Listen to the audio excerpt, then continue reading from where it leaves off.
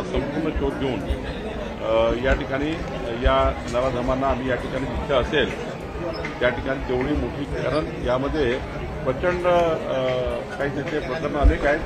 आज काही मीडियावर एवढा उल्लेख करता येणार नाही, पण हा लहान विषय नाही, फार मोठा विषय आहे. यातनं आम्ही आता चौकशी अंती कारवाई करू. नाही, संवेदनशील विषय आहे. अमरावतीमध्ये असा विषय होणे अजून संवेदनशील आहे आणि त्यामुळं या विषयाचं गांभीर्य सरकारकडे आहे आणि यामध्ये आम्ही मोठी त्या ठिकाणी यंत्रणा लावून त्याची चौकशी करतो.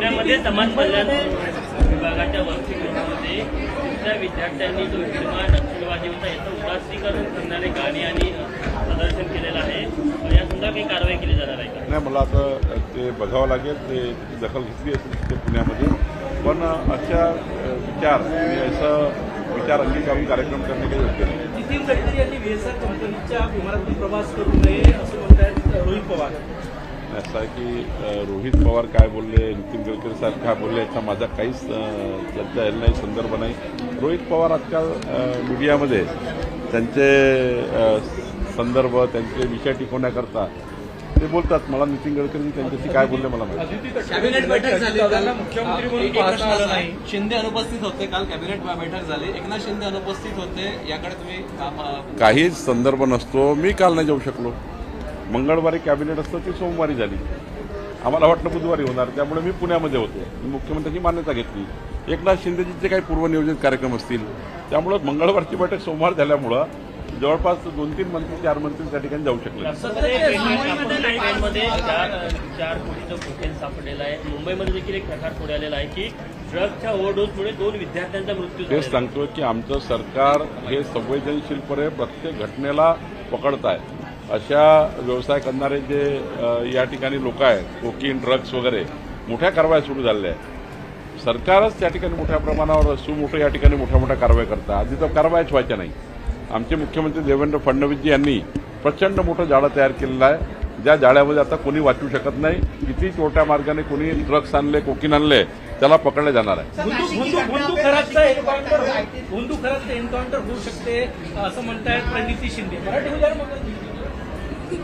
असं आहे, मी आधीच सांगितलं होतं सर्व नेत्यांना आणि सर्व लोकांना की माननीय मुख्यमंत्र्यांनी सभागृहामध्ये, विधिमंडळामध्ये संपूर्ण प्रकरणाची वस्तुस्थिती मांडली आणि सर्व राजकीय लोकप्रतिनिधी सर्वांना विनंती केली की तुमच्याकडे काही पुरावे असतील ते तुम्ही SITला द्या.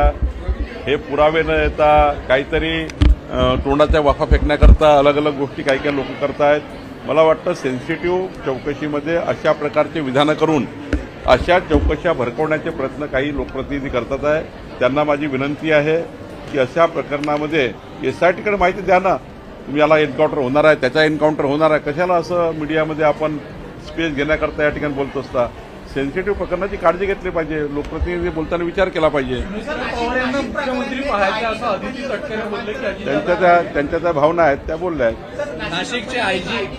नाशिकचे आईजी दत्ता करारे, मैंने इससे पहले बोला है कि उसकी पूरी जांच माननीय मुख्यमंत्री ने खुद कहा है आपको, मीडिया में भी मुख्यमंत्री ने कहा है और मुख्यमंत्री ने ऐसे आदेश दिए हैं जो IT कंपनी जिन्होंने ये प्रकार से अश्लील सारी चीजें की है, माननीय मुख्यमंत्री जी कार्रवाई कर रहे हैं. उन्होंने बहुत कड़े निर्देश दिए हैं. नाशिकचे आयजी जे आहेत ते खरात सोबत आढळलेला आहे. दत्ता कराडे त्यांचं नाव आहे. नाशिकच्या आयजींचा फोटो जर खरात सोबत सापडत असेल तर याचा काय अर्थ घ्यायचा? पुढचं विश्लेषण काय आहे, फोटो आल्यानंतर पुढचं काय, ते मागचे काय पार्श्वभूमी आज मी सांगू शकणार नाही. कशामुळे फोटो आला, कशाने फोटो आला, कुणाचा फोटो कसा काढला. शेवटी फोटो काढण्यावरनं काही मी आज त्याचे अंदाज देऊ शकणार नाही किंवा चौकशीत मी नाही आहे. SIT त्याचा शेवटी अंतिम करेल तेव्हा माहीत पडेल. 15 ते 16 कॉल झाले कराडे यांचा देखील पुढे आलाय. त्यांच्या संपर्कात माझं काय म्हणणं आहे की जे काही SIT अंतिम रिपोर्ट देईल तो येणारच आहे जनतेसमोर. त्यामुळे आत्ता घाईघाईत कशाला याच्यामध्ये जायचं. कुणाचे कॉल्स होते, कुणाचे फोटो आहे, कोण गेलं, काय गेलं, त्याचे किती संबंध आहे, काय संबंध, सर्व येणारच आहे.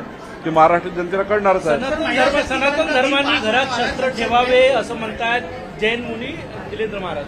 असं आहे, शस्त्र असलं तर दसऱ्याला पूजा होते. दसऱ्याला पूजा कशाची करतो आपण? शस्त्राची पूजा करतो ना. एखादं शस्त्र प्रत्येकाला मारण्याकरता नसतं, पण त्याचं समर्थन करता येत नाही शस्त्र ठेवण्याचं, पण शस्त्र हे पूजेकरताही असतात कधी कधी. त्यामुळं कुठल्या शस्त्रावर कुठल्या याच्यावर जैन मुनी महामुनी बोलले याबद्दल मला काही त्याचा संदर्भ देता येणार नाही. महिला सशक्तिकरण का बिल पास हो गया है संसद में, क्या कहोगे? देखिए, हमारे देश के लिए बहुत बड़ा ये विकसित भारत के लिए, देश के लिए बहुत बड़ा दिन है कि महिला विधेयक मंजूर हो रहा है और इस विधेयक के माध्यम से संसद और विधानसभा में हमारे बहनों को जो आरक्षण मिलेगा, इसमें मजबूत लोकशाही का एक नया अध्याय चालू होगा. आज महामानव डॉक्टर बाबा साहेब आम्बेडकर जी के जयंती के उत्सव पर मैं इतना ही कहूँगा कि महामानव डॉक्टर बाबा साहेब आम्बेडकर जी ने जो यहाँ पर मजबूत लोकशाही का संविधान दिया था, वो संविधान और उसमें अभी ये नया एक अध्याय जुड़ जाएगा. इससे भारत देश का, विकसित भारत का नया संकल्प महिलाएं पूरी करेंगी, ऐसा मुझे लगता है.